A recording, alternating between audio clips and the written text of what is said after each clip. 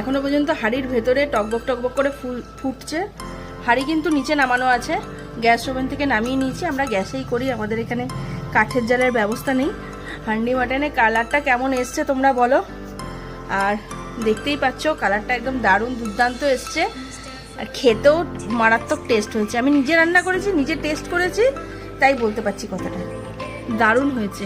তোমরা যারা এরকম হান্ডি মাটন আর অর্ডার করতে চাইছো, আমার নাম্বার দেওয়া থাকছে স্ক্রিনে, অবশ্যই আমার সাথে যোগাযোগ করো। মুসুর রান্নাঘর, এখনো পর্যন্ত বর্ধমানে মুসুর রান্নাঘরে প্রথমবার এরকম অথেন্টিক হান্ডি মাটন পাওয়া যাচ্ছে।